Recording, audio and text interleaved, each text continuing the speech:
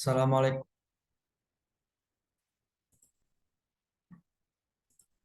Assalamualaikum warahmatullahi wabarakatuh. Selamat pagi teman-teman semua dan selamat pagi kepada Ibu Clarissa selaku dosen pengampu mata kuliah Etika Bisnis. Pada kesempatan kali ini, kelompok kami akan membawakan sebuah materi yang berjudul Etika dan Pemasaran. Nah, di sini saya tidak sendiri, saya bersama rekan-rekan saya yaitu ada Danindra Ibnu, kemudian ada Muhammad Faisal, dan ada Mas Tubagus Jaka.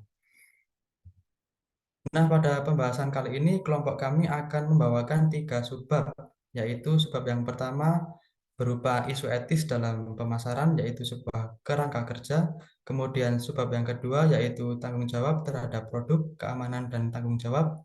Kemudian subbab yang ketiga, yaitu tanggung jawab terhadap produk, yang berupa periklanan dan penjualan. Nah, langsung saja kita menuju ke pembahasan materi yang pertama, yaitu isu etis dalam pemasaran sebuah kerangka kerja yang akan dibacakan oleh rekan saya. Ya, saya akan membacakan dan memaparkan tentang isu etis dalam pemasaran sebuah kerangka kerja.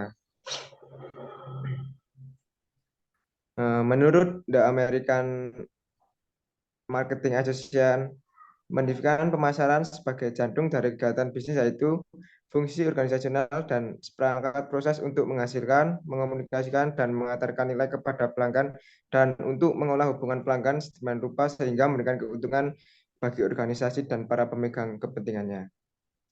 Selanjutnya, konsep sebuah pertukaran antara seorang pembeli dan penjual sangatlah sentral terhadap pasar dan merupakan ide inti di balik pemasaran.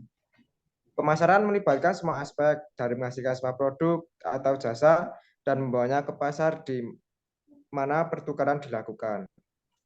Dengan demikian, etika pemasaran memeriksa tanggung jawab yang berkaitan dengan membawa sebuah produk ke pasar, mempromosikan produk kepada pembeli, dan memutarkannya dengan pembeli. Selanjutnya, kerangka kerja ini akan menegakkan pemahaman yang mendalam untuk membantu para pengambil keputusan untuk sampai pada sebuah keputusan yang etis, tetapi tidak akan mengarah kepada keputusan yang benar.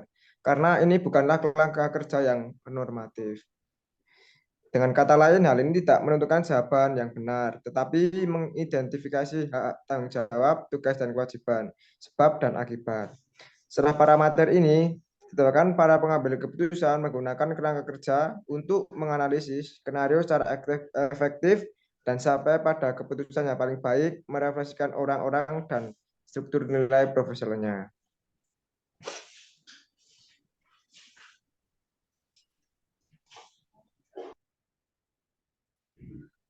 Yang kedua, keamanan dan tanggung jawab terhadap produk. Bisnis memiliki tanggung jawab etis untuk merancang, memproduksi, dan mempromosikan produknya dalam cara yang menghindarkan timbulnya bahaya bagi konsumen. Baik hukum dan etika bergantung pada kerangka kerja yang serupa. Ketika menginfluasi kasus di mana produk atau jasa dari bisnis menyebabkan kerusakan di pasar, fokus dari kebanyakan diskusi mengenai tanggung jawab bisnis atas keamanan produk adalah pada penentuan tanggung jawab yang bersalah atas kerusakan yang disebabkan oleh produk yang tidak aman. Standar karakteristik untuk keamanan produk. Standar karakteristik pada dasarnya lahir dari kebutuhan masyarakat yang bertujuan untuk memberikan kemudahan atau kepraktisan bagi para pihak dalam melakukan transaksi secara umum.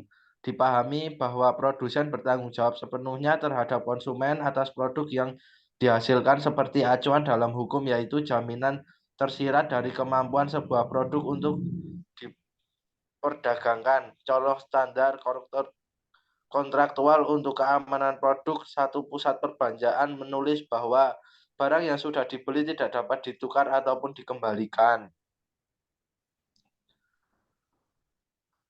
Standar untuk keamanan produk, perspektif etis yang digarisbawah oleh hukum standar merupakan bahwa kita semua memiliki kewajiban umum tertentu kepada orang lain, bahkan ketika kita tidak mengasumsikan secara ekspres dan sukarela. Kelainan Kelalaian merupakan komponen utama hukum TAT sebagaimana dirujuk oleh kata TOT. Kelainan melibatkan satu jenis kelainan yang etis, khususnya kelainan orang dari kewajiban untuk berhati-hati agar tidak mencelakai orang lain. Banyak isu etis dan hukum yang mengelilingi tanggung jawab perusahaan manufaktur untuk produk yang dipahami sebagai upaya untuk merinci kelalaian apa yang ada di dalam rancangan produksi dan penjualan mereka. Contoh standar TAT untuk keamanan produk. Yang pertama, peringatan mengemudi harus berhati-hati. Yang kedua, mematikan perangkat elektronik ketika di dalam pesawat. Yang ketiga, membangun rumah tinggi atau tower harus aman dan tidak mengganggu warga sekitar.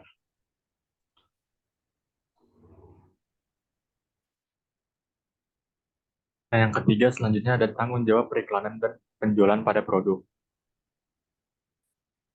Tujuan dari semua pemasaran adalah penjualan, pertukaran akhir antara penjual dan pembeli. Sebuah unsur utama dari pemasaran adalah promosi penjualan, upaya untuk mempengaruhi pembeli untuk menyelesaikan pembelian. Pemasaran target dan riset pemasaran adalah dua unsur penting dari penempatan produk. Berusaha untuk menentukan audiens mana yang paling mungkin untuk membeli dan audiens mana yang paling mungkin untuk dipengaruhi oleh promosi produknya. Ada dua cara untuk mempengaruhi orang lain. Yang pertama, cara yang baik dan cara yang tidak etis. Di antara cara yang baik untuk mempengaruhi orang lain secara etis adalah membujuk atau persuasi, bertanya, memberitahu, dan menasihatinya. Sedangkan cara mempengaruhi orang lain secara tidak etis adalah ancaman, pemaksaan, penipuan, manipulasi, dan berbohong. Kita dapat melihat bagaimana hal ini relevan dengan etika pemasaran. Kritik menyalahgunakan bahwa banyak praktik pemasaran memanipulasi konsumennya. Jelaslah, banyak iklan menipu dan beberapa di antaranya benar-benar berbohong. Semakin banyak seseorang mempelajari psikologi pelanggan, semakin baik orang itu dapat memuaskan keinginan pelanggan, tetapi semakin baik juga orang itu akan dapat memanipulasi perilaku pelanggannya. Nah, di sini ada contoh kasus manipulasi. Seringkali ditemukan praktik penjualan dan periklanan yang menggunakan cara-cara yang menipu atau memanipulasi untuk mempengaruhi produk yang dijual atau diiklankan. Contohnya adalah pada pasar penjualan otomotif. Khususnya pada pasar mobil bekas, seringkali ditemukannya praktik manipulasi.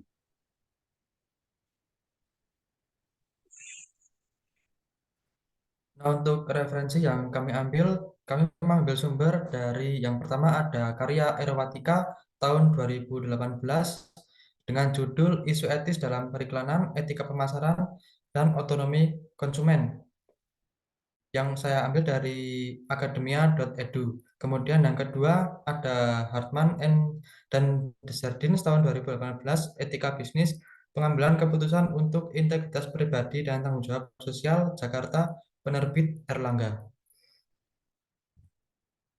Nah, sekian pemaparan dari kelompok kami. Semoga materi yang kami sampaikan dapat bermanfaat bagi teman-teman semua. Kurang lebihnya mohon maaf. Billahi taufiq wal hidayah. Wassalamualaikum warahmatullahi wabarakatuh.